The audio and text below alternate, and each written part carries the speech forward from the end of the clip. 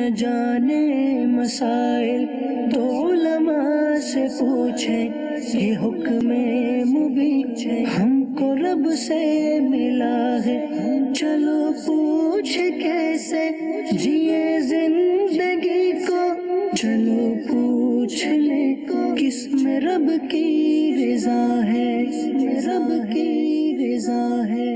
الحمدللہ رب العالمین والصلاة والسلام علی سید المرسلین، اما بعد فاعوذ باللہ من الشیطان الرجیم، بسم اللہ الرحمن الرحیم۔ الصلاة والسلام علیکہ یا رسول اللہ وعلی آلکہ واصحابکہ یا حبیب اللہ، الصلاة والسلام علیکہ یا نبی اللہ وعلی آلکہ واصحابکہ یا نور اللہ۔ عاشق اعلیٰ حضرت امیر اہل سنت بانی دعوت اسلامی حضرت علامہ مولانا ابو بلال محمد الیاس عطار قادری رضوی ضیائی دامت برکاتہم العالیہ اپنے رسالے ضیاء درود و سلام میں فرمان مصطفیٰ صلی اللہ تعالی علیہ وسلم نقل فرماتے ہیں کہ جو مجھ پر شب جمعہ اور جمعہ کے روز 100 بار درود شریف پڑھے، اللہ تعالیٰ اس کی 100 حاجتیں پوری فرمائے گا۔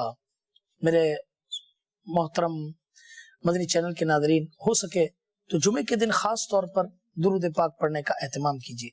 الحمدللہ عاشقان رسول کتنے خوش نصیب ہیں کہ جمعے کے دن نماز جمعہ کے بعد ہاتھ باندھ کر بارگاہ رسالت صلی اللہ علیہ وسلم میں درود رضویہ بھی پڑھتے ہیں اور اس کے ساتھ ساتھ صلاۃ و سلام بھی پیش کرتے ہیں۔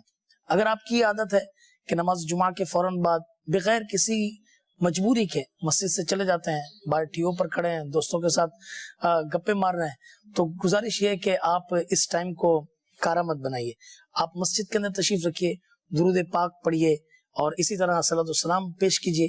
انشاءاللہ عز و جل آپ دیکھیں گے کہ آپ کے کام غیب سے بننا شروع ہو جائیں گے۔ اسی لیے کس نے کہا نا کہ دکھوں نے تم کو جو گھیرا ہو تو درود پڑھو، اور جو حاضری کی تمنا ہو تو درود پڑھو۔ صلو علی الحبیب صلی اللہ تعالی علی محمد صلی اللہ علیہ وسلم۔ سلسلہ ہے دارالافتاء اہل سنت، اور ماشاءاللہ ہمارے محترم مفتی صاحب مفتی جمیل مدنی صاحب یہ تشریف فرما ہے۔ انشاءاللہ تبارک و تعالی آج سلسلہ انشاءاللہ آپ کے سوالات سے شروع ہوگا۔ جی کالز۔ کیا 11ویں شریف کا کھانا کھانا حرام ہے؟ مفتی صاحب 11ویں شریف کا مبارک مہینہ آنے والا ہے، اور اس کے اندر کچھ لوگ جنہوں نے قرآن و حدیث کو نہ سمجھا ہو وہ اس طرح کے سوالات بعض اوقات یہ بات جڑ دیتے ہیں، تو کیا فرماتے ہیں اس میں رہنمائی کیجیے۔ الحمدللہ رب العالمین والصلاة والسلام علی سید الانبیاء والمرسلین۔ دیکھیں اس طرح یہ عوام الناس کے اندر مختلف مواقع پر کوئی نہ کوئی ایک نیا شوشہ چھوڑا جا رہا ہوتا ہے، جیسے ابھی 12ویں شریف کا مہینہ چل رہا ہے تو اس کے حوالے سے بھی کچھ مس گائیڈز لوگ کر رہے ہوتے ہیں۔ تو ابھی 11ویں شریف کا مہینہ شروع ہوا نہیں، یعنی ربیع الثانی کا مہینہ ابھی باقی ہے آنا اس کے، تو اب پہلے سے ہی اس طرح کے کنفیوژن عوام میں پھیلائی جا رہی ہوتی۔ تو اب جیسے ان کا سوال ہے تو میں یہ سمجھتا ہوں کہ سائل محترم مطمئن ہیں، لیکن یہ ان کا جو سوال ہے وہ دیگر لوگوں کی جو مسکانسیپٹ ہے اس کو دور کرنے کے حوالے سے، اس کے ازالے کے حوالے سے انہوں نے یہ سوال کیا ہے۔ تو انشاءاللہ اس کے حوالے سے جو شرعی معلومات ہیں اور جو غلط فہمیاں لوگوں میں پائی جا رہی ہیں اس کا جو ازالہ ہوتا ہے تو انشاءاللہ وہ عرض کروں گا میں۔ سب سے پہلے تو دیکھیں بنیادی چیز یہ ہے کہ یہ جو کانسیپٹ لایا جا رہا ہے عوام میں اور پریشان کن ایک وسوسہ ہے یہ جی جی کہ 11ویں شریف کا کھانا حرام ہے، 11ویں کا بکرا تو 11ویں کی بریانی یہ تم جو دیکھ کر رہے ہو غوث پاک کے نام کی تو یہ حرام ہے۔ اچھا یہ جو حرام ہونے کا جو وسوسہ ہے، یہ وسوسہ جو عوام میں پھیلایا جا رہا ہے، یہ کوئی ایسا نہیں ہے کہ ایک آدمی جو نا تجربے کار ہو، کم علم ہے، اس نے اب جو سمجھا اپنی طرف سے ایک شوشہ چھوڑ دیا۔ صحیح، یہ باقاعدہ ایک پروپیگنڈا ہے جس کے ذریعے سے وہ پھیلانے والے بھی عام افراد نہیں ہیں جی، یہ وہ افراد ہوتے ہیں کہ جو باقاعدہ قرآن بھی پڑھ رہے ہوتے ہیں، احادیث بھی ان کے پیش نظر ہوتی ہے، مفسرین کرام کے تفصیلی کلمات اقوال وہ بھی ان کے پیش نظر ہوتے ہیں، لیکن جانتے بوجھتے بس وہ آنکھ آڑے کان ٹیڑے جو اس طرح کا محاورہ ہے، جانتے بوجھتے جو ہے نا بس لوگوں کو ایک گمراہ کن وسوسہ دے کے نکل جاتے ہیں. اب باقی عوام ہے, عوام پھر عوام الجھتی رہتی ہے. الجھنے کے بجائے سلجھاؤ کی طرف آنا چاہیے. جیسے کہ سائل کا سوال ہے کہ کیا 11ویں شریف کا کھانا حرام ہے, تو اس کا مختصر جواب تو یہ ہے کہ 11ویں شریف پر پکائے جانے والی نیاز کی کوئی بھی صورت ہو, چاہے وہ میٹھا کوئی پکوان ہو یا مختلف ڈشز ہوں, تو حلال اور طیب ہیں, ان میں کوئی حرمت کا پہلو نہیں پایا جاتا. مسلمان جو نظر و نیاز کر رہے ہوتے ہیں بلا شبہ وہ ایک مستحسن ایک عمل ہے, جائز ہے, کسی طور پر اس میں کوئی حرمت کا شبہ نہیں ہے. یہ تو ایک مختصر جواب. اب اس کی ڈیٹیل میں کچھ ہم یوں جائیں گے کہ یہ جو وسوسہ پھیلایا جاتا ہے, اس وسوسے کو پھیلانے کے پیچھے ایک آیت کریمہ پڑھی جاتی ہے, لیکن اس آیت کریمہ کا جو مفہوم ہے وہ غلط بیان کیا جاتا ہے. اللہ تبارک و تعالی قرآن پاک میں 4 مقامات پہ اس طرح کی آیت ہے جس میں وما اہل بہ لغیر اللہ, کہیں ہے وما اہل لغیر اللہ بہ, تو 4 مقامات پر یہ آیت کریمہ ہے. اور اس کا معنی جو لفظی ترجمہ ہے وہ یہ ہے کہ وہ چیز بھی حرام کی گئی ہے کہ جس چیز کے اوپر اللہ تعالیٰ کے علاوہ کسی اور چیز کا نام پکارا گیا. مفسرین کرام نے اس آیت کریمہ میں وما اہل بہ لغیر اللہ کی تفسیر, اب میں بالکل واضح عرض کرنا چاہتا ہوں کہ جتنے بھی مدارس اسلامیہ ہیں, کسی کے بھی مدارس اسلامیہ میں پڑھائی جانے والی جب درس نظامی کوئی کر رہا ہوتا ہے تو اس کو فن تفسیر سے بھی آگاہ ہونے کے لیے ابتدائی جو تفسیر ہے نا وہ امام جلال الدین سیوطی شافعی رحمۃ اللہ علیہ کی جو تفسیر, اور ان کے استاد محترم جلال الدین علیہ رحمہ کی جو دونوں مفسرین نے ایک تفسیر لکھی ہے, تو اس تفسیر کو پڑھایا جاتا ہے تاکہ قرآن دانی حاصل ہو. صحیح. تو جب ہم اس آیت کریمہ کی طرف جاتے ہیں نا وما اہل بہ لغیر اللہ, تو اس آیت کریمہ کی تفسیر ابتدائی یعنی درس نظامی کرنے والے طالب علم کے پیش نظر جو تفسیر ابتدان آتی ہے وہ تفسیر جلالین, پھر آگے مزید تفاسیر پڑھی جاتی ہیں. اس میں واضح طور پہ اس آیت کریمہ کی وضاحت جو کی گئی ہے اور جو جملہ کلمات مفسرین نے اس کا خلاصہ ملا جیون رحمۃ اللہ تعالی علیہ نے اپنی تفسیرات احمدیہ میں بھی وہی الفاظ ذکر کیے ہیں. تو جو ملا جیون رحمۃ اللہ علیہ نے الفاظ ذکر کیے ہیں ملتے جلتے الفاظ تمام مفسرین کے بھی ایسے ہی ہیں, اور اس میں وہ واضح طور پہ فرماتے ہیں کہ وما اہل بہ لغیر اللہ, اس کا معنی یہ ہے ای ما ذبح باسم غیر اللہ, اللہ کہ وہ جانور حرام ہے جسے اللہ تعالی کے علاوہ کسی اور کے نام کے ذریعے ذبح کیا گیا ہو. صحیح. وما اہل بہ لغیر اللہ, اہل کا لفظ ہے اور اس کا جو مصدر ہے احلال ہے. احلال کے بارے میں مفسرین کے کلمات یہ ہیں کہ الاحلال رفع الصوت, احلال کا معنی ہوتا ہے آواز کو اونچا کرنا, بلند کرنا. پھر اس کی وضاحت کرتے ہیں کانوا یرفعونہ عند الذبح لآلہتہم, زمانے جاہلیت میں جو مشرکین ہوتے تھے وہ اپنے بتوں کے نام لے کر جانوروں کو ذبح کرتے وقت ان کے ناموں کو اونچی آواز سے پکارتے تھے, جیسے بسم اللہ والعزیٰ. اب ہم جب ادھر دیکھتے ہیں جب قربانی کا دن آتا ہے, صحیح, تو آپ دیکھ رہے ہوتے ہیں کہ ایک سما بن جاتا ہے, جانور بالکل ریڈی ہے اور اس کو لٹایا گیا. اب ہمارے جو مسلمان ہوتے ہیں وہ کیا کرتے ہیں بسم اللہ اللہ اکبر, سب زور سے کہنا. اچھا صرف وہ ذابح ہی نہیں کہہ رہا ہوتا, جو مجمع ہوتا ہے وہ بھی کہتا ہے زائرین زیارت کرنے والوں کو, تو وہ بھی یعنی یہ موقع ہوتا ہے اللہ تعالیٰ کے نام کی بلندی کا. تو زمانے جاہلیت میں جب بتوں کے نام پر جب جانور ذبح کیے جاتے تھے تو بتوں کے نام کو اونچی آواز سے پکارا جاتا تھا. اس اونچی آواز سے پکارنے کے لیے قرآن پاک میں وہ لفظ استعمال کیا جس کا معنی ہی ہے آواز کو اونچا کرنا. صحیح. تو وما اہل بہ لغیر اللہ, اس کی جملہ تفاسیر تفسیر جلالین سے لے کے آگے تفسیر ابن عباس تک, صحیح, جتنی تفاسیر ان تفاسیر میں اس مضمون کو واضح طور پہ مختلف الفاظ میں بیان کیا گیا, لیکن تمام مفسرین نے اس نقطے کو ضرور واضح کیا ہے عند الذبح, صحیح, ذبح کے وقت اللہ تعالیٰ کے علاوہ کسی کا نام جب کسی جانور پر لے کر اس پہ چھری پھیری جائے گی, ذبح کیا جائے گا, تو وہ جانور حرام ہو جائے گا. اب غیر اللہ کا جو لفظ ہے نا یہ پھر عام ہے, ملا جیون رحمۃ اللہ علیہ اپنی تفسیر کے اندر اس بات کو فرماتے ہیں کہ وہ جانور بھی حرام ہے جو اللہ کے علاوہ کسی کے نام پر ذبح کیا گیا ہو، اب چاہے وہ لات و عزیٰ کے نام لے کر پھر ذبح کیا گیا ہو، یا چاہے انبیاء کرام کے نام لے کر ذبح کے وقت، جیسے اگر کوئی کہے کہ بسم محمد صلی اللہ علیہ وسلم اور جانور کو ذبح کر رہا ہے تو بلا شبہ یہ جانور حرام ہو جائے گا۔ کیوں ہو جائے گا؟ کیونکہ آیت کریمہ کا جو مفہوم اور جو مراد ہے وہ ہے ذبح کے وقت اللہ کے علاوہ کسی اور کے نام پر جو جانور ذبح کیا جائے گا وہ جانور حرام ہوگا۔ اچھا، جانور ذبح ہونے سے پہلے کسی بھی نام سے نومینیٹ ہو رہا ہو، اس سے وہ جانور حرام نہیں ہوتا۔ اچھا، بڑے مزے کی بات یہ ہے کہ 11ویں شریف کا بکرا کسی کو اگر تنگ کرتا ہے، چبھتا ہے، اس کو عجیب سا لگتا ہے کہ یہ حلال کیسے ہے۔ اچھا، یہی آدمی ذی الحجہ کے مہینے میں قربانی کے لیے بکرا لاتا ہے، پوچھا جاتا ہے بھائی یہ کس کا ہے، یہ یعنی اس بچے کی طرف سے قربانی کر رہا ہوں نا، یہ بچے کا بکرا ہے، یہ اس کا بکرا ہے، یہ والا سفید بکرا اس کا ہے، یہ والا بکرا میرا ہے۔ تو اب اس بکرے پر ذبح کے وقت سے پہلے کسی بھی شخص کا جو نام آ رہا ہے، اس نام کے آنے سے وہ بکرا حرام نہیں ہوتا۔ خود اعتراض کرنے والوں کے بکرے بھی حلال ہی سمجھے جا رہے ہوتے ہیں، ٹھیک ہے۔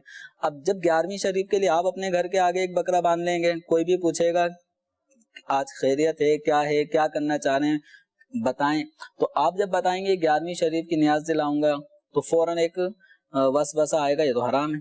تو وجہ یہ ہے قرآن پاک کی جو آیت ہے اس میں ایسی کوئی تقسیم نہیں ہے کہ قربانی والے بکرے تو حلال ہو جائیں اور 11ویں والے حرام ہو جائیں۔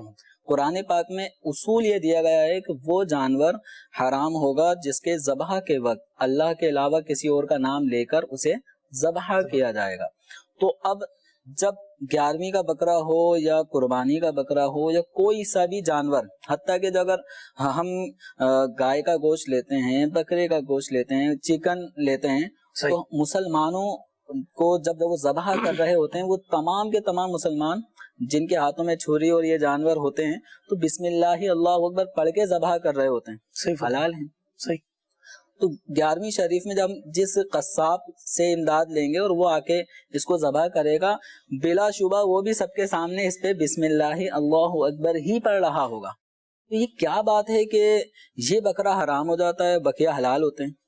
جس طرح بقیہ حلال ہیں یہ بھی حلال ہیں۔ حرام ہونے کی جو بات ہے وہ ایک شبہ ہے، ایک وسوسہ ہے، بلا وجہ یعنی مسلمانوں پر ایک بدگمانی کی جا رہی ہے، ایک حلال چیز کو حرام قرار دیا جا رہا ہے۔ قرآن پاک میں واضح طور پہ اللہ تعالیٰ فرماتا ہے وَلَا تَأْكُلُوا مِمَّا لَمْ يُذْكَرِ اسْمُ اللَّهِ عَلَيْهِ وَإِنَّهُ لَفِسْقٌ، وہ چیزیں مت کھاؤ جن چیزوں پہ اللہ کا نام ذکر نہ کیا گیا ہو، یعنی جو جانور اللہ کے نام کے بجائے کسی اور کے نام پہ ذبح کیے گئے ان کو نہیں کھائیں گے۔ وَإِنَّهُ لَفِسْقٌ، یہ حکم عدولی کی بات ہے۔ اس سے پہلے اللہ تبارک و تعالیٰ ارشاد فرماتا فَكُلُوا مِمَّا ذُكِرَ اسْمُ اللَّهِ عَلَيْهِ إِن كُنتُم بِآيَاتِهِ مُؤْمِنِينَ، کھاؤ ان چیزوں میں سے جن چیزوں پہ اللہ کا نام لیا گیا ہے اگر تم اللہ کی آیات پہ ایمان لاتے ہو۔ اس کے بعد اللہ تعالیٰ فرماتا ہے وَلَا تَأْكُلُوا مِمَّا ذُكِرَ اسْمُ اللَّهِ عَلَيْهِ، تمہیں کیا ہو گیا ہے کہ جس پہ اللہ تعالیٰ کا نام لیا گیا ہے اس کو نہیں کھاتے۔ اللہ تو جس جانور پہ اللہ کا نام لیا گیا ہے وہ جانور حلال ہے۔ حتیٰ کہ ایک سمجھانے کے لیے دو شخص ہیں، ایک مسلم ایک غیر مسلم۔ مسلمان نے بھی ایک بکرا اپنے گھر کے باہر باندھا ہے، غیر مسلم نے بھی ایک بکرا باندھا ہے، اس نے اپنے جو بھی معبودان باطل ہے ان کے لیے ایک بکرا باندھا ہے۔ جب ذبح کا وقت آتا ہے تو وہ بکرے آگے پیچھے ہو گئے، مثال دے رہا ہوں میں، مسلمان کا بکرا ادھر چلا گیا اور غیر مسلم کا بکرا مسلمان کے گھر کی طرف آ گیا۔ اب جو مسلمان قصاب ہے، مسلمان نے اسی سے خدمات لینی ہے، تو مسلمان قصاب نے اس جانور پہ بسم اللہ اللہ اکبر پڑھ کے چھری چلا دی۔ ذبح سے پہلے وہ جانور بتوں کے نام سے، جو معبودان باطل ہیں ان کے نام سے موسوم تھا اور بکرے چینج ہو گئے، تو مسلمان ذابح قصاب نے اس بکرے کو جو غیر مسلم کا تھا اللہ کے نام پہ ذبح کر دیا، ٹھیک ہے، اور جو غیر مسلم کا بکرا تو یہ ذبح ہو گیا اور مسلمان کا بکرا ادھر چلا گیا۔ اب وہاں غیر مسلم نے اپنے غیر مسلم کو بلا کے جانور کو ذبح کرایا اور جو جس بت کے حوالے سے اس نے کرنی تھی معبود باطل کی، اس کے نام لے کے اس غیر مسلم قصاب نے اس کا نام لے کے ذبح کر دیا۔ اب مسلمان کا بکرا غیر مسلم کے ہاتھوں سے معبود باطل کے نام پہ ذبح ہو گیا، اور غیر مسلم کا بکرا مسلمان ذابح کے ہاتھوں اللہ کے نام سے ذبح ہو گیا۔ آپ، یہ سوال ہے میرا، آپ یہ سوال لے کر کسی بھی فقیہ، کسی بھی مفتی کے پاس جب پہنچیں گے نا کہ اس میں سے بتائیں کون سے بکرے کا گوشت حلال ہے کون سے کا حرام، تو ہر مفتی آپ کو ایک ہی بات کہیں گے، جو اللہ کے نام پر ذبح ہوا وہ حلال ہے، جو غیر اللہ کے نام پہ ذبح ہوا وہ حرام ہے۔ مسلمان اللہ کی رضا حاصل کرنے کے لیے ایک جانور لایا تھا، اس نے نام ہی رکھا تھا کہ اللہ کے لیے ہے، لیکن وہ اللہ کے لیے نومینیٹ کیا ہوا بکرا غلطی سے غیر مسلم کے ہاتھوں معبود باطل کے نام پہ ذبح ہو گیا، اور غیر مسلم نے اپنے معبود باطل کے نام پہ جس بکرے کو نومینیٹ کیا وہ مسلمان ذابح کے ہاتھوں، مسلمان کے ہاتھوں اللہ کے نام پہ ذبح ہو گیا، یہ حلال ہے۔ کیوں؟ کیونکہ یہ اللہ کے نام پہ ذبح ہوا ہے۔ تو جو جانور اللہ کے نام پہ ذبح ہوگا وہ حلال، جو غیر اللہ کے نام پہ ذبح ہوگا وہ حرام۔ یہ بالکل دو چار والی باتیں ہیں، اس میں کوئی مطلب پیچو خم نہیں ہے۔ صحیح۔ اب یہ جو عوام میں جو گردش کر رہی ہوتی ہے کہ یہ جو نیاز ہے اس میں آپ نے غوث پاک کا نام لے لیا تو یہ حرام ہو گئی، اس کے حرام ہونے کی کون سی نص ہے، کون سی دلیل ہے؟ لے کر یہی آیت آئیں گے وما اہل بہ لغیر اللہ، لیکن مفسرین نے کیا ہر کھانے کی چیز پہ، ہر شربت پہ، ہر آپ کے میٹھے آئٹم پر کیا اس کا اطلاق کیا ہے؟ تمام تر مفسرین نے عند الذبح، فی وقت الذبح، اس طرح کی قیدیں لگائی ہیں، اور ذبح یہ بریانی کے چاولوں کو نہیں کیا جاتا، حلال جانور کو ذبح کیا جاتا ہے۔ تو یہ آیت بالکل خاص اس موقع پر ہے۔ اب جو وسوسے اور اس طرح کے شکار ہوتے ہیں تو ان کو چاہیے کہ بہت ساری ایسی چیزیں ہیں کہ جن پر غیر اللہ کا نام آتا ہے، خود یہ بھی لیتے ہیں، دیگر افراد بھی لیتے ہیں، کوئی چیز حرام نہیں سمجھی جا رہی ہوتی ہے۔ قربانی کے بکرے جو ہمارے گھروں میں آتے ہیں، ایک جانور بڑے میں 7 افراد شریک ہوتے ہیں تو وہ کہتا ہے یہ ہم 7 افراد کا جانور ہے، تو اس جانور پہ آپ لوگوں کا نام آ رہا ہے، یہ حرام نہیں ہو رہا۔ کیوں؟ کیونکہ جب اس کو ذبح کیا جائے گا تو مسلمان ذابح اللہ کے نام پہ اس کو ذبح کرے گا۔ صحیح فرمایا۔ تو اب کسی بھی آئٹم پہ کوئی بھی نام لینے سے کوئی چیز حرام نہیں ہوتی۔ یہ جو زیادہ سے زیادہ اس کو ہم یہی کہیں گے کہ یہ نومینیٹ کرنا ہوتا ہے کہ یہ جو ہم نے 11ویں شریف کا اہتمام کیا ہے، اس میں ذبح تو اللہ کے نام پہ ہوا، اس پہ جو اجر و ثواب ملے گا، مسلمان کھائیں گے، غربا کھائیں گے، سارے مسلمانوں کو پیش کیا جائے گا، تو کسی کو کھانا کھلانا یہ بھی اجر و ثواب کا ایک عمل ہے۔ تو اس پر جو بھی ہمیں ثواب اللہ تعالیٰ کی بارگاہ سے عطا ہوگا تو ہم حضور صلی اللہ تعالیٰ علیہ وسلم کی بارگاہ اور دیگر انبیاء کی بارگاہوں میں پیش کرتے کرتے بالخصوص غوث پاک رضی اللہ تعالیٰ عنہ کو اس کا ثواب ہدیہ کریں گے۔ تو یہ دراصل بات ہے ثواب ہدیہ کرنے کی۔ تو اس ثواب کے ہدیہ کرنے کے حوالے سے جو نام غوث پاک کا آ رہا ہے، کسی بھی ہستی کا نام آ رہا ہوتا ہے تو وہ اجر و ثواب کے حوالے سے ہوتا ہے۔ جیسے کہ اس کی واضح ایک ثبوت ابو داؤد شریف کی روایت ہے، حضرت سیدنا سعد رضی اللہ تعالیٰ عنہ نبی کریم صلی اللہ تعالیٰ علیہ وسلم کے بڑے چہیتے صحابی ہیں، ان کی والدہ کا انتقال ہو گیا تو بارگاہ رسالت میں عرض کرتے ہیں یا رسول اللہ میں اپنی والدہ کے لیے کون سا ایسا عمل کروں جو ان کے لیے فائدہ مند ہو؟ تو نبی کریم صلی اللہ تعالیٰ علیہ وسلم نے پانی کی اس وقت قلت کے پیش نظر پانی کا ارشاد فرمایا کہ تم پانی کا اہتمام کرو۔ تو حضرت سعد رضی اللہ عنہ نے اپنی والدہ کے ایصال ثواب کے لیے کنواں کھدوایا۔ کنواں جب تیار ہو گیا تو آپ کے مبارک الفاظ ایسے تھے ہذہ لأم سعد، کہ یہ کنواں سعد کی ماں کے لیے، یہ سعد کی ماں کا کنواں ہے۔ تو کنویں کو منسوب کر دیا ام سعد کی طرف، تو اس کنویں کا پانی حرام نہیں ہوا، حالانکہ وہ سعد کی ماں کا کس طرح منسوب ہو گیا۔ تو کسی بھی شے پہ کسی اللہ والے کا نام آ جائے تو وہ حرام نہیں ہوتا۔ حضرت سیدنا سعد رضی اللہ تعالیٰ عنہ کا مقصود ہادی ام سعد سے کیا تھا کہ جب تک اس کنویں میں پانی ہوگا، جب تک یہ پانی پیا جائے گا، لوگوں کو تر کرے گا، لوگوں کے کام آئے گا، وضو کریں گے، تو جو اجر و ثواب اس چیز سے ملے گا وہ سب کا سب میری والدہ کو پہنچے۔ ماشاءاللہ۔ اچھا اس کے اندر یہ ایک سوال ہے، اس کا مختصراً ایڈ کر دیں تاکہ یہ بھی اس میں شامل ہو جائے۔ لکھنے والے لکھتے ہیں کہ کیا نیاز کا کھانا کھانے سے دل مردہ ہو جاتا ہے؟ کچھ لوگ ایسا کہتے ہیں کہ مردہ بھائی کا گوشت کھانے کی طرح ہوتا ہے۔ دیکھیں اب یہ یوں سمجھیں کہ کسی بھی شخص کو ایک چیز سمجھ میں نہیں آ رہی نا، صحیح. تو وہ اسے روکنے کے لیے ہر ممکن طریقہ اختیار کرتا ہے. جی جی جی. نیاز کی چیز اگر کسی کو نہیں سمجھ میں آتی تو وہ اس سے روکنے کا ایک حربہ ہے صحیح. کہ دل مردہ ہو جائے گا. تو نیاز کی چیز سے دل مردہ نہیں ہوتا. تو یہ وسوسہ نہیں، کسی بھی چیز سے روکنے کے لیے جو نا کچھ نہ کوئی ہتھ کنڈے استعمال کیے جاتے ہیں. اس میں سے ہاں یہ جو بزرگوں کے کلمات ہیں نا وہ یہ ہے طعام المیت یمیت القلبہ، میت کا کھانا دلوں کو مردہ کرتا ہے. اور اس کی جب اعلیٰ حضرت رحمۃ اللہ علیہ سے وضاحت کی گئی کہ اس قول سے کیا مراد ہے، تو آپ نے فرمایا اس شخص کا دل مردہ ہوگا جو کسی کے مرنے کا انتظار کرتا ہے کہ یہ مرے گا تو اس کے گھر والے پھر کھانے بھیجیں گے تو یوں مجھے تقویت پہنچے گی میرے گھر کے. تو یہ کسی کی موت کا انتظار کرتے ہوئے پھر جو طعام میت کھایا جائے گا نا تو وہ دلوں کو مردہ کرتا ہے. پھر احساس مسلم ختم ہو جائے گا نا کہ کوئی دنیا سے جائے، میرے پیٹ میں کچھ نہ کچھ آنا چاہیے. تو یہ والا جو کھانا ہے نا طعام المیت یمیت القلبہ، یہ میت کے کھانے کے منتظرین کے بارے میں تو یہ ہے. نیاز کا کھانا یہ بڑا بابرکت کھانا ہوتا ہے. جیسے آپ یہ سمجھ لیں کہ کوئی بھی نیاز کا اہتمام ہوگا تو نارملی چاروں کل شریف اس میں پڑھے جائیں گے. بالکل. سورہ فاتحہ، الف لام میم کی ابتدائی آیات، کچھ ذکر و اذکار، تسبیحات، درود شریف پڑھ کے اب دعا مانگی جاتی ہے، یا اللہ جو کچھ ہم نے اہتمام کیا اس کو اپنی بارگاہ میں قبول فرما. اس کا ثواب حضور کی بارگاہ میں انبیاء کرام، شہداء، صحابہ، ازواج مطہرات، قیامت تک آنے والے جمیع مسلمین مسلمات کو اس کا ثواب پہنچا رہے ہیں. اس میں بتائیے کون سی چیز حرام ہے؟ صحیح فرما. آپ کے چاول کے دانے آپ نے حلال پیسوں سے خریدا، چاول حلال ہیں، پانی اس میں حلال ہے، اس میں جو بوٹیاں ہیں وہ حلال ہیں، آپ نے میٹھے کا اہتمام کیا وہ بھی سارے آئٹم حلال ہیں. حرام کہاں پہ ہوا؟ صرف نام کا آ جانا. تو نام کا آ جانا کسی چیز کو حرام نہیں کرے گا. وہ ایک خاص پیرائے میں قرآن پاک میں فرمایا گیا. اس کو اگر کوئی اپنی مرضی سے کوئی بھی گھڑت مفہوم نکالے گا تو بہت سارے اعتراضات اسی کے اوپر واقع ہو رہے ہوں گے. بھئی آپ کا یہ جو مکان ہے کس کا ہے؟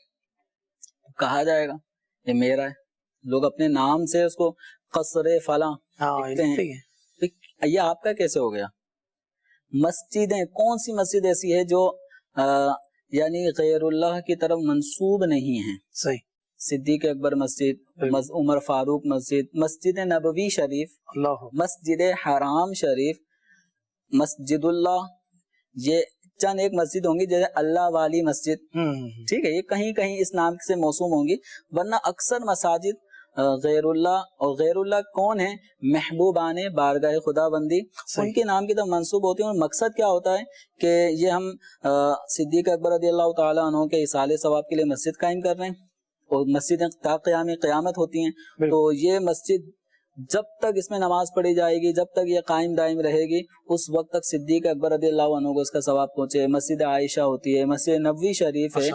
اس طرح کوئی اپنے مرحوم والدین کے نام سے کوئی مسجد بناتا ہے، ان کے نام کی طرف منسوب کر دیتا ہے. زینب مسجد والدہ کی طرف رکھ دیا، تو والدہ کو ثواب پہنچانا مقصود ہے. کیا مسجد جو غیر اللہ کی طرف منسوب ہو رہی ہے، حالانکہ قرآن کہتا ہے تمام مساجدیں اللہ کی ہیں، اس کے باوجود مسجد زینب، مسجد صدیق اکبر، مسجد علی، تو یہ سب چیزیں کیا ہیں؟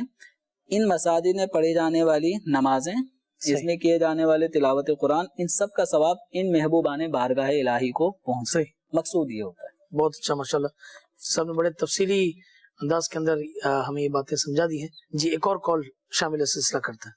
پیارے مفتی صاحب یہ بتائیے کتاب نور شریف کے اہتمام کے لیے جو رقم جمع کی تھی اس میں سے کچھ رقم بچ گئی ہے، تو کیا یہ رقم ٹیلی تھون میں جمع کروا سکتے ہیں؟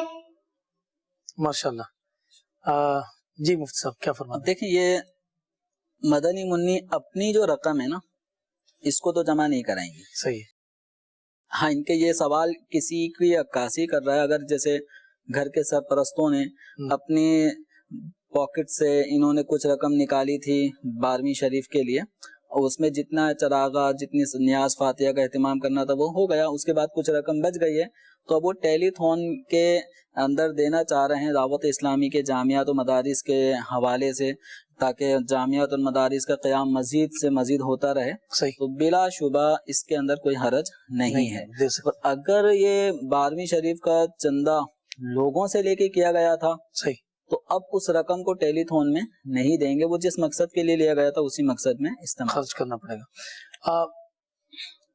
مدری چینل کے ناظرین, الحمدللہ دعوت اسلامی 24 نومبر کو ٹیلی تھون آرگنائز کرنے کے لیے جا رہی ہے, اور یہ بڑا ہی اچھا اور زبردست سلسلہ ہے.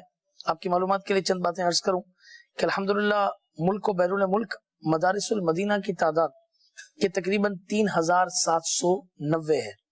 اس میں اس وقت جو بچے اور بچیاں پڑھ رہے ہیں وہ 1,69,257 ہیں. اس طرح کل عملہ, سٹاف, ناظمین, قاری صاحبان وغیرہ یہ 9,242 ہیں. اس وقت تک حفظ قرآن مکمل کرنے والے بچے اور بچیاں ان کی تعداد 1,731 ہے, اور ناظرہ قرآن مکمل کرنے والے بچے اور بچیاں ان کی تعداد 2,41,028 ہے. یہ ایک شعبے کی کارکردگی ہے. دوسرا شعبہ جامعات المدینہ ہے. جامعات المدینہ کی تعداد تقریباً 775 ہے. اس میں طلبہ کرام و طالبات کی تعداد 64,421 ہے, اور کل عملہ سٹاف اس کا 5,857 ہے. ان دونوں شعبوں کے اخراجات یوں سمجھے کہ اربوں روپے کے اندر ہیں. 3,13,000 یونٹس یہ بنائے گئے ہیں, اور ایک یونٹ 10,000 روپیز کا رکھا گیا ہے. اللہ تبارک و تعالی نے آپ کو اگر ہمت دی ہے, جتنا آپ دے سکیں ضرور اس کے اندر دیجئے. اس میں زکوٰۃ کی رقم بھی دی جا سکتی ہے, مگر وہ بتا کر آپ کو دینی پڑے گی کہ یہ رقم زکوٰۃ کی ہے. انشاءاللہ تبارک و تعالی آپ جب اس میں حصہ ملائیں گے تو ایک بہت بڑے دینی کوس کے اندر آپ کا حصہ شامل ہو جائے گا. صرف 2019 کی کارکردگی یہ ہے کہ 752 اسلامی بھائیوں نے الحمدللہ عالم کورس مکمل کیا, اور آپ کے ذہن میں آ رہا ہوگا کہ شاید اسلامی بہنیں 400 یا 500 ہوں گی, تو آپ کو سن کر حیرت ہوگی کہ 1900 اسلامی بہنوں نے اپنا عالمہ کورس الحمدللہ یہ مکمل کیا ہے. لہٰذا اتنے بڑے کام کے اندر آپ بھی حصہ ملائیے اور ٹیلی تھون کے اندر شامل رہیے گا. انشاءاللہ 24 تاریخ کو یہ سلسلہ ہے. آپ کے قریب اگر کوئی مدرسۃ المدینہ ہے, جامعۃ المدینہ ہے, کوئی ذمہ دار اسلامی بھائی ہے, تو میں تو کہتا ہوں 24 کا انتظار کیوں, پہلے ہی دے دیجیے. اس سے پہلے جو جمعہ ہے اس دن انفاق کر دیجیے, انشاءاللہ تبارک و تعالی 70% یہ ثواب ملے گا. الحمدللہ عز و جل میں نے بذات خود اپنے گھر کے یونٹس جو ہے وہ اللہ کا کرم ہے یہ جمع کروا دیا, کہ آپ بھی ہمت کیجیے, جمع کروائیے. انشاءاللہ تبارک و تعالی دین و دنیا کی برکتیں آپ کو ملیں گی انشاءاللہ. سوال شامل سلسلہ کرتے ہیں. حضرت یہ میسج آیا ہے کہ یعنی انہوں نے سوشل میڈیا اس کا حوالہ دیا ہے کہ کس نے معذاللہ یہ کہا کہ نبی کریم صلی اللہ تعالی علیہ وسلم پر جو کہے کہ جادو ہوا تھا وہ ظالم ہے. اس کا ایسا کہنا کیسا نہیں. اس نے کہا کہ جادو کوئی چیز نہیں. آج کل میڈیا پر لوگ اکثر یہ باتیں کرتے ہیں, تو اس کا جواب عنایت فرمائیے. دیکھیں اس سوال کے پیش نظر اگر یہ جو کانسیپٹ ہے نا کہ جادو کا وجود نہیں ہے, صحیح, تو یہ قرآن پاک کی بہت ساری آیات جس میں جادو کا ذکر موجود ہے صحیح, اس کا انکار کرنا ہوگا. ٹھیک, تو جادو کی حقیقت کا انکار نہیں کیا جا سکتا. کسی بھی چیز کا وجود, جیسے شیطان ہے, بہت سارے لوگ ہوں گے جو کہیں گے شیطان ہے ہی نہیں. ہاں, جو کہتے ہیں نا شیطانی قوت بس ایسے ہی اس کا نام ہے. جنات کا انکار کر رہے ہوتے ہیں. قرآن و سنت سے جنات کا, شیاطین کا وجود ثابت ہے. قرآن کی نصوص موجود ہیں. تو بہت ساری چیزیں ایسی ہیں جن کا انکار کرنا, کسی بھی چیز کے وجود کے لیے اس کو دیکھنا ضروری نہیں ہے. صحیح, اس وقت ہم ہوا میں سانس لے رہے ہیں, ہوا کو کس نے دیکھا ہے؟ صحیح فرمایا. اب آپ کہتے ہیں یہ دھن پڑ رہی ہے ہوا, تو یہ ہوا کو نہیں دیکھ رہے, اس میں بکھرے ہوئے ذرات آپ کو نظر آ رہے ہیں. ہوا آپ کو پھر بھی نظر نہیں آئے گی. صحیح. تو کسی بھی چیز کا انکار جو ہے نا یوں کر دینا کہ ہمیں نظر تو آتا نہیں ہے, اور جس دن اگر جنات نظر آ گئے ان کو, صحیح, تو یعنی اس وقت تسلیم کریں گے. یہ صحیح فرمایا. تو اصل یہ ہے کہ جادو کا وجود ہے, اور قرآن و سنت سے اس کے حوالے سے تذکرہ موجود ہے, تو اس کا انکار نہیں کیا جا سکتا. رہا یہ کہ نبی کریم صلی اللہ تعالی علیہ وسلم پر جادو ہوا تھا, تو جادو باقاعدہ آپ صلی اللہ تعالی علیہ وسلم کے دشمنوں نے آپ پر جادو کیا تھا. صحیح, اور اس جادو کا کچھ اثر سرکار دو عالم صلی اللہ تعالی علیہ وسلم کے ظاہری جسم پر آ رہا تھا. صحیح. سورہ فلق اور سورہ ناس, سورہ فلق اور سورہ ناس, یہ اس کا جو شان نزول ہے نا, اس شان نزول کا آپ پڑھ لیں. صحیح. جو ایک سوال ہے جو جادو کا انکار کر رہا ہے، جادو کا اثر نہیں ہوا تھا، اس کا انکار کر رہا ہے، تو ازالہ ہو جائے گا. سورہ فلق اور سورہ ناس کا شان جب نازل ہوئی، سرکار دو عالم صلی اللہ تعالی علیہ وآلہ وسلم ان آیات کو جب پڑھ رہے تھے تو نبی کریم صلی اللہ تعالی علیہ وسلم کے جسم اطہر پر جو ایک ظاہری کیفیت طاری ہو رہی تھی جادو کے اثر کے حوالے سے، صحیح. وہ کیفیت ختم ہو گئی تھی. بہت اچھا. اگر کسی پر جادو ہوتا ہے تو یہ سورہ فلق اور سورہ ناس اس میں بہت مؤثر ہیں. ماشاءاللہ. بہت اچھا. تو مدنی چینل کے ناظرین، آپ نے دیکھا کہ مفتی صاحب نے اس حوالے سے کتنی ہماری تربیت فرمائی. لہٰذا اس طرح اگر کوئی بھی بات کرے تو ان کی باتوں پر دھیان نہ دیا جائے. جی ایک کال لے لیتے ہیں، اس کے بعد میسیجز والے کچھ مختصر سوال بھی شامل کرتے ہیں. جی کال سنائیے. میرا سوال ہے، روزگار کی جب ذرائع ختم ہو جائے تو ایسی صورت میں ہمیں کیا کرنا چاہیے؟ روزگار کے ذرائع ختم ہو جائے، ٹھیک ہے سب. دیکھیں، اللہ تبارک و تعالی پر بھروسہ رکھیں. کسی کو کچھ مال ملتا ہے، جی جی وہ بھی آزمائش ہے. کسی سے مال لیا جا رہا ہوتا ہے، وہ بھی آزمائش ہے.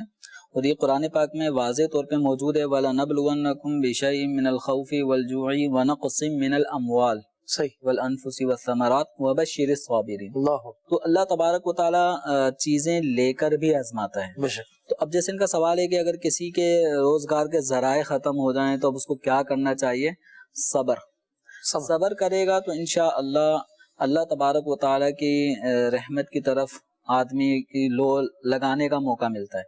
ناشکری کرے گا، واویلا کرے گا تو نعمت تو ابھی جو اس سے لی گئی ہے واویلا کرنے سے واپس نہیں آئے گی. صحیح فرمایا. ناشکری کرنے کی وجہ سے اللہ تبارک و تعالی کی نعمتوں کے ناشکری کی بنا پر آدمی گناہگار ہوگا. بسا اوقات معاذ اللہ کفر جملے تک بھی لوگ پہنچ جاتے ہیں. تو صبر کا دامن ہاتھ سے نہ چھوڑیں، اور رزق حلال کی تلاش کو ختم نہیں کیا جا سکتا. اگر ایک ذریعہ اگر ختم ہوتا ہے، دوسرا ذریعہ آپ کے لیے کھل سکتا ہے. اس کے لیے نماز کی پابندی کریں، اپنے ظاہر باطن کی اصلاح کی طرف توجہ دیں، صحیح. حرام چیزوں سے بچیں، حرام روزی حرام ذرائع سے بچیں. تو انشاءاللہ اللہ تعالیٰ فرماتا ہے وَمَن يَتَّقِ اللَّهَ يَجْعَلْ لَهُ مَخْرَجًا اللہ وَيَرْزُقْهُ مِنْ حَيْثُ لَا يَحْتَسِبُ. کہ جو اللہ تبارک و تعالیٰ سے ڈرتا ہے، ٹھیک ہے، تو اللہ تعالیٰ اس کے لیے راہیں نکال دیتا ہے، سبحان اللہ. اور اس کو وہاں سے رزق روزی عطا فرماتا ہے کہ اس کا گمان بھی نہیں ہوتا کہ یہاں سے بھی روزی مل سکتی تھی. تو اس لیے تقوی پرہیزگاری کو اپنائے، حرام کی طرف نہ جائے. صحیح. تو یہ ایک امتحان ہوتا ہے. اللہ تعالیٰ ہم سب کو امتحان سے، اگر امتحان ہمارے لیے مقدر میں ہے تو اس میں کامیابی بھی اللہ تعالیٰ عطا فرمائے، ورنہ ہم آزمائش کے قابل نہیں ہیں. ہمیں عافیت کا سوال کرنا چاہیے، آزمائش اور امتحان کو طلب نہیں کرنا چاہیے. آ گیا تو اس پہ صابر ہونے کو طلب کرے.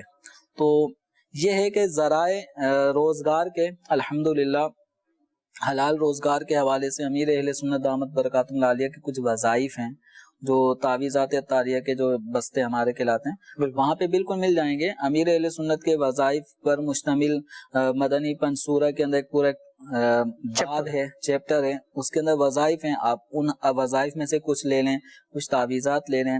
کچھ قرآن پاک کی صورتیں ایسی ہیں کہ جن کی برکت یہ ہے کہ آدمی کی روزی کہیں نہ کہیں سے بندوبست اس کا ہو ہی جائے گا. جیسے سورہ واقعہ اس حوالے سے بڑی مؤثر ہے.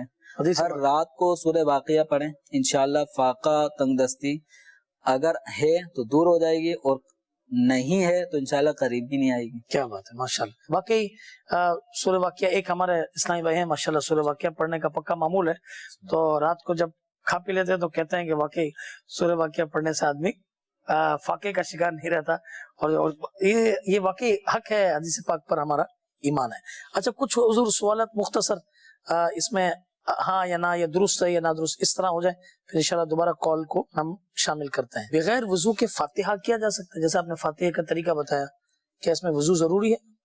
قرآن پاک کی تلاوت اگر کوئی جنبی نہ ہو، عورت میں مخصوص ایام میں نہ ہو، تو قرآن پاک کی تلاوت زبانی کی جا سکتی ہے. اس کے لیے وضو کرنا شرط نہیں ہے. البتہ یہ کہ قرآن پاک کو ہاتھ میں لے کے پڑھنا، با وضو پڑھنا، اس کے پھر درجات ثواب کے حوالے سے بڑھ جاتے ہیں. جی.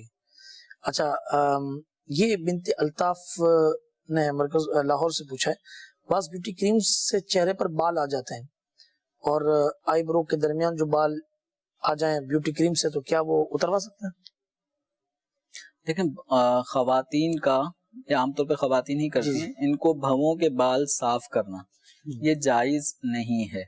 صحیح. خوبصورت بنانا، اس کو نوچنے کے اب مختلف ذرائع استعمال کیے جاتے ہیں تو اس کی شرعاً اجازت نہیں ہے.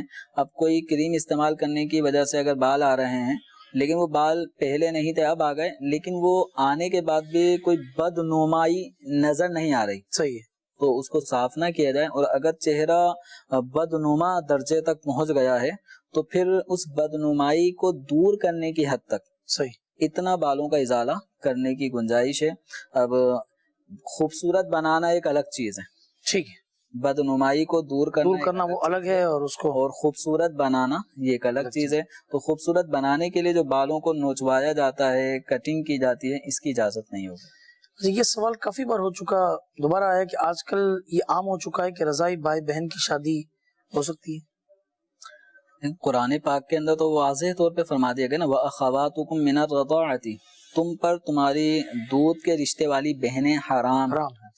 تو اب یہ آج کل اگر کوئی ایسا کر رہا ہے تو حرام کا ارتکاب کرنے سے کوئی چیز حلال تو ہوگی نہیں. صحیح فرمایا. قرآن پاک میں جب فرما دیا رضائی بہنیں حرام ہیں، تو اب اس صورت میں اگر کوئی رضائی بہن سے نکاح کرتا ہے تو ایک حرام کام کا ارتکاب کیا ہے. اس کو چاہیے کہ توبہ کرے اور الگ ہو جائیں، دونوں بالکل رشتہ نکاح کو ختم کر دیں. اب یہ ہے کہ باقاعدہ اگر کہیں ایسا ہوا ہے تو میرا مشورہ یہ ہے کہ دارالافتاء اہل سنت اگر آپ کے قرب و جوار میں ہیں تو دارالافتاء اہل سنت تک رسائی کریں.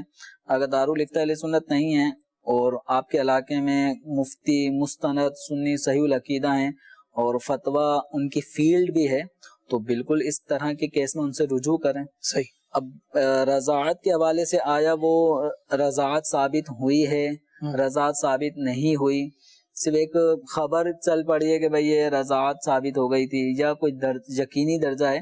تو یہ کچھ چیزیں ایسی ہیں جس کو جاننا، جس کا ادراک ضروری ہوگا، پھر باقاعدہ شرعی رہنمائی لے کر اب جو مفتی صاحب فتویٰ دیں اس کے مطابق پھر عمل کریں. اچھا، ایک آپ نے جواب ارشاد فرمایا اس حوالے سے ہے، مفتی صاحب آپ یہ بات کلیئر کر دیں کہ نبی کریم صلی اللہ علیہ وسلم کے وقت میں تو کوئی شخصیت مطلب اس کو مخصوص کر کے کھانا نہیں تھا، نہیں پکایا جاتا تھا، اور ہم ایسا کرتے ہیں.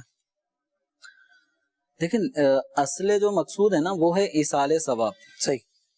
تو اسی ایصال ثواب کے لیے میں نے ایک حدیث مبارکہ پڑھی تھی کہ حضرت سعد رضی اللہ تعالی عنہ نے کنویں کو بنانے کے بعد اس کا جو پانی تھا اس پانی کو پیا جائے گا، استعمال کیا جائے گا، کھانے میں استعمال ہوگا، وضو کیا جائے گا، تو اس پانی کو ایصال ثواب کرتے ہوئے اپنی والدہ کا نام لے لیا.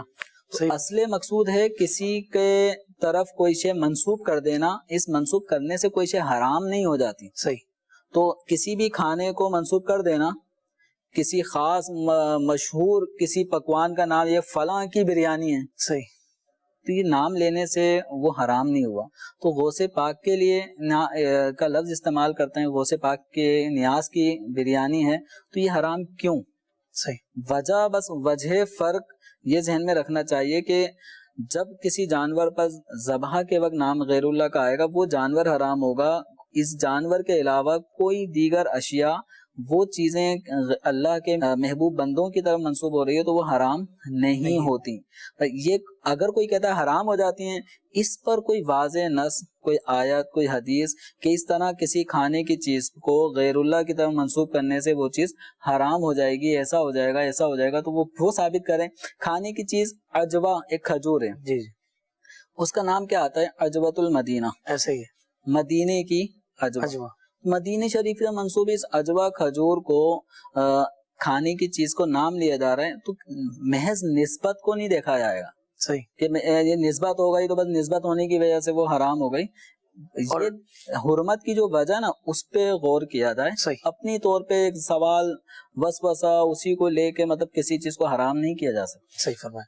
اور یہاں جو شخصیت کو مخصوص کرنا ہے تو صحابی نے دیکھی نا اپنی والدہ کو مخصوص کیا. اسی طریقے سے حضور علیہ الصلوۃ والسلام نے احد پر جانے کے لیے دن مخصوص کر کے رکھا تھا، اور جگہوں پر جانے کے لیے اسی طریقے سے اس وقت میں بھی مخصوص کیا جاتا تھا. یعنی نبی کریم صلی اللہ تعالی علیہ وآلہ وسلم حضرت خدیجہ الکبریٰ رضی اللہ عنہا کے وصال کے بعد صحیح آپ صلی اللہ تعالی علیہ وسلم اپنی طرف سے بھی جانور ذبح کرتے اور ایک جانور حضرت خدیجہ الکبریٰ رضی اللہ تعالی عنہا کی طرف سے ذبح کیا کرتے تھے. اب وہ جو مینڈھا ذبح ہوگا وہ کھانے کی چیز ہے, صحیح, اللہ کے نام پہ ذبح ہو رہا ہے, اس کا ثواب کس کو پہنچے گا؟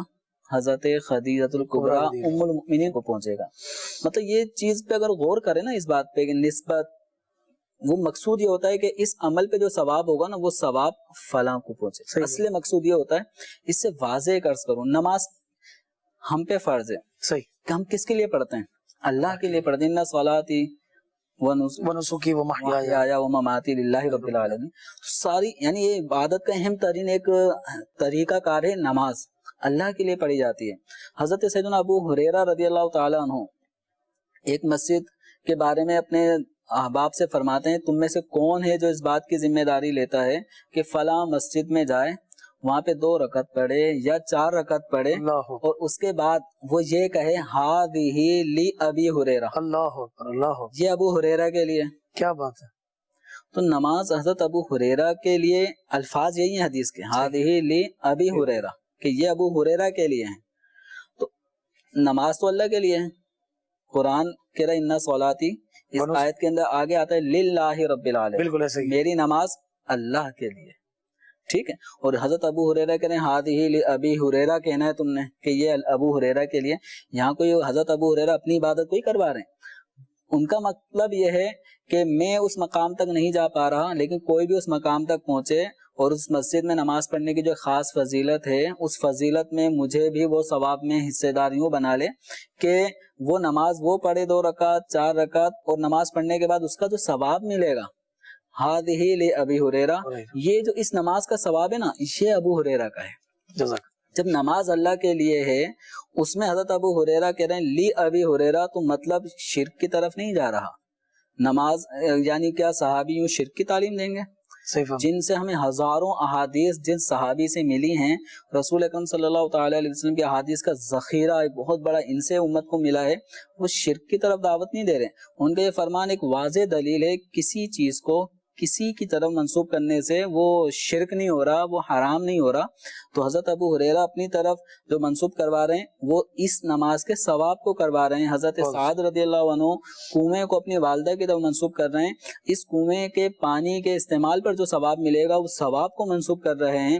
تو سیم یہی چیز ہم کہہ رہے ہیں 11ویں کا بکرا, خواجہ غریب نواز کی دیگ, تو اس یا ان کی نیاز, تو جو بھی الفاظ استعمال کر رہے ہیں مقصد یہی ہوتا ہے کہ اس نیاز پر جو ملنے والا ثواب ہے وہ غوث پاک کو پہنچے, وہ خواجہ غریب نواز کو پہنچے, وہ فلاں بزرگ کو پہنچے, فلاں کو پہنچے. تو کسی طور پہ حرام ہونے کی کوئی نص, کوئی دلیل, کوئی حدیث اس طرح نیاز فاتحہ کے کھانے کو حرام ثابت نہیں کر رہی. جب کوئی نہیں کر رہی تو ہم اپنی سوچوں کو لے کر کسی چیز کو اگر حرام کریں گے نا, تو جو چیز اللہ نے حرام نہ کی ہو اس کو اگر کوئی اور حرام کرے گا تو اللہ تعالیٰ پر افترا ہے, جھوٹ باندھنا ہے. صحیح. کچھ سوالات ہیں کہ محرم اور غیر محرم مرد یا عورت کا کیا مطلب ہے؟ قرآن پاک میں 4 سپارے کی جو آخری آیت ہے, حرمت علیکم امہاتکم, یہ 5ویں پارے تک کچھ عورتوں کی حرمت کو بیان کیا گیا ہے. عذر نکاح, کہ کسی بھی مسلمان مرد پر اس رشتے کی عورتیں حرام ہیں. صحیح. تو جب یہ حرام عورتیں ہیں تو اس زاویے سے ایک لفظ آ جاتا ہے کہ یہ عورت اس آدمی کی محرم ہے. جیسے والدہ محرم ہے, بیٹی محرم ہے, بہن محرم ہے, خالہ پھوپھی محرم ہے, بھتیجی بھانجی پوتی نواسی یہ محرم ہیں. اچھا, جب یہ عورتیں محرم ہیں تو ان کے جو رشتے کے جو مرد ہوں گے وہ مرد بھی ان کے لیے محرم کہلائیں گے. تو بھتیجا ہے, بھانجا ہے, یہ محرم ہوتے ہیں. پوتا نواسا یہ محرم ہوتے ہیں. بیٹا, بھائی, والد, دادا, نانا یہ سب محرم ہوتے ہیں. اور غیر محرم ہوتے ہیں کہ جن مردوں سے جن عورتوں کا نکاح ہو سکتا ہے. وَأُحِلَّ لَكُمْ مَا وَرَاءَ ذَلِكُمْ, جن عورتوں کا بیان کر دیا گیا, ان عورتوں کے ماں سوا دیگر عورتیں وہ حلال ہیں. تو جو اس مخصوص رشتے کے علاوہ جو عورتیں ہیں وہ غیر محرم عورتیں ہوتی ہیں, ان کے لیے آدمی غیر محرم ہوتے ہیں تو نکاح کی اجازت ہوتی ہے. تو محارم غیر محارم, اس کی تفصیل جاننے کے لیے بہار شریعت کا 7واں حصہ ہے, اس میں ایک عنوان ہے محرمات کا بیان، صحیح، اس کے اندر ڈیٹیل سے اس کو پڑھا جا سکتا ہے. ٹھیک. اچھا، عموماً اس میں یہ بات ہوتی ہے کہ اپنے بھتیجے بھانجے یہ تو محرم ہوئے، جی، مگر شوہر کے بھتیجے بھانجوں سے بھی جو ہے نا پردہ نہیں ہوتا، چچی، یوں ہی تائی، تائی، اس طرح شوہر بھی جو ہے وہ اپنی زوجہ کی بھانجیوں اور بھتیجی ہاں، سے پردہ نہیں کرتے. یہ جو بھتیجے، بھانجے، بھتیجی، بھانجی، یہ جو محرم کے حوالے سے کہا گیا نا، تو یہ سگا رشتہ جو ہوگا نا اس کا ہے. جو شوہر کے لیے اپنی سالی کے بچے ہو گئے، ان کی جو بچیاں ہیں تو وہ غیر محرم ہی رہیں گی. صحیح. تو اسی طرح عورت کے لیے اپنے شوہر کے جو بھتیجے ہوتے ہیں تو یہ چچی بھتیجا، یہ صحیح. رشتہ ہمارے عرف میں بولنے میں تو یہ آئے گا کہ یہ بھتیجا ہے، یہ چچی ہیں، لیکن چچی بھتیجا کا جو رشتہ ہے نا یہ محرم والا نہیں ہے، ٹھیک ہے. یہ غیر محرم ہے. اسی طریقے سے پھپھا اور پھپھو کی جو بھتیجی ہے تو یہ بھتیجی اور پھپھا ان کا رشتہ بھی غیر محرم والا ہی ہے. خالو اور بھانجی، تو یہ بھانجی سگی بھانجی نہیں ہے، تو خالو کی جو بھانجی کہلائے گی وہ اس اعتبار سے کہلائے گی کہ وہ اس کے زوجہ کی بھانجی. ہاں، تو زوجہ کی جو بھانجی ہے تو یہ حرمت والا رشتہ نہیں ہے، یہ غیر محرم ہی ہیں. اور جو غیر محرم کے جو احکامات ہیں اس کے اندر چچا زاد بھائی، تایا زاد بھائی، اس طرح کے جو کزنز ہوتے ہیں یہ بھی غیر محرم ہوتے ہیں. صحیح. تو غیر محارم میں بہت سارے افراد ایسے شامل ہیں جن کے لیے لفظ بھائی کا بھی بولا جا رہا ہوتا ہے. کوئی اپنے یعنی کزن کو بھائی کے نام سے بھی پکارا جا رہا ہوتا ہے، تو فلاں بھائی، تو لیکن وہ سگے بھائی نہیں ہیں. پردے کے احکامات جو ہوں گے وہ غیر محارم کے حوالے سے ہیں. اور امیر اہل سنت دامت برکاتہم العالیہ کی جو ایک مایہ ناز کتاب ہے پردے کے بارے میں سوال جواب، اس کے اندر باقاعدہ ایک سوال جواب اس نوعیت کا ہے کہ محرم کون ہے، غیر محرم کون ہے، عورت کو کس کس سے پردہ کرنا فرض ہے، کس کس سے پردہ کرنا جائز نہیں ہے. صحیح. جیسے کوئی عورت اپنے والد سے گھونگھٹ کر رہی ہے اور یہ کر رہی ہے تو یہ جائز نہیں ہے. اپنے سگے بھائی سے کوئی عورت پردہ کرتی ہے تو جائز نہیں ہے. اپنے شوہر سے پردہ کر رہی ہے یہ بھی جائز نہیں ہے. صحیح. بعض صورتیں پردہ کہاں لازم ہے، کہاں کیا حکام ہے، وہ ڈیٹیل انشاءاللہ وہاں سے مل جائے گی. آخری سوال شامل کرتے ہیں، رمضان میں روزے رہ جائے تو اس کا کیا کرنا چاہیے؟ رمضان مبارک کے روزے اگر کسی سے بلا عذر شرعی رہ گئے ہیں، نہیں رکھے اس نے، تو سب سے بنیادی چیز تو ہے توبہ. توبہ کرنے سے یہ ہے کہ گناہ کا انشاءاللہ ازالہ ہوگا، لیکن روزے وہ رکھنے ہوں گے، ان کی قضا رکھنی ہوگی. صحیح. اور اگر کسی عذر شرعی کی وجہ سے روزے چھوٹے ہیں تو اس پہ توبہ تو لازم نہیں ہے کیونکہ اس نے کوئی گناہ نہیں کیا، لیکن اتنا ضرور ہے کہ عذر شرعی ہو یا بلا عذر شرعی کسی کے روزے رہ گئے تو بعد رمضان ان کی گنتی پوری کرے. قرآن پاک میں فعدۃ من ایام اخر، بقیہ دنوں میں جو روزے رہ گئے ان کی گنتی، ان کی کاؤنٹنگ پوری کرنا ہوگی. اور بہتر یہ ہے آئندہ ماہ رمضان آنے سے پہلے صحیح. اس گزشتہ رمضان میں جو روزے رہ گئے ہیں ان کی قضا پہلے ہی کر لے. اس معاملے میں بالخصوص خواتین کو غفلت نہیں کرنی چاہیے. کئی سال کے روزے کئی خواتین کے ذمے چڑھے ہوئے ہوں گے، اللہ. حالانکہ ماہ رمضان میں جو ان کے عذر کی بنا پہ 8-10 روزے ہی چھوٹتے ہیں، 10 سے زیادہ نہیں چھوٹیں گے. صحیح ہے. یہ بقیہ 11 مہینے ہوتے ہیں، ایک مہینے میں ایک روزہ بھی اگر کوئی خاتون رکھنا چاہیں تو ان کے ذمے کبھی بھی روزے باقی نہیں رہیں گے. بہت اچھے آپ نے بتایا، ماشاء اللہ. اچھا، اس کے علاوہ عرض یہ کہ اب جو آج کل موسم چل رہا ہے وہ موسم بہت اچھا ہے کہ اس کے اندر آسانی سے جو ہے نا وہ روزہ رکھا جا سکتا ہے. بالخصوص ہمارے یہاں کراچی میں، اور بہت کم ٹائم یوں سمجھے کہ صبح سے لے کے شام تک کا تقریباً 12 گھنٹے اپروکسیمیٹ یہ بن رہا ہے. تو بہت اچھا دن، یعنی پیاس کا نہ لگنا، اور یہ بہت اچھا موقع ہے کہ اس کے اندر روزے اگر کسی کے ذمہ باقی ہیں تو وہ اسے قضا کر لے. الحمدللہ آج کا ہمارا سلسلہ آپ نے ملاحظہ کیا خصوصیت کے ساتھ مفتی صاحب، جس کا یہ عنوان لے کر آئے کہ غیر اللہ کے نام پر جو جانور ذبح کرنا، غیر اللہ کے نام پر کھانا وغیرہ پکانا، اس کی بہت اچھی ڈیٹیل آج کے سلسلے میں بتائی گئی. اللہ تبارک و تعالی ہم سب کی حاضری قبول فرمائے اور سب کو دنیا اور آخرت کی برکتیں نصیب فرمائے. مدنی چینل دیکھتے رہیے اور اس کی برکتیں حاصل کیجیے. صلو علی الحبیب صلی اللہ تعالی علی محمد صلی اللہ علیہ وسلم. نہ جانے مسائل تو علماء سے پوچھیں، یہ حکم مبین ہم کو رب سے ملا ہے. چلو پوچھ کیسے جیے زندگی کو، چلو پوچھ لے کس میں رب کی رضا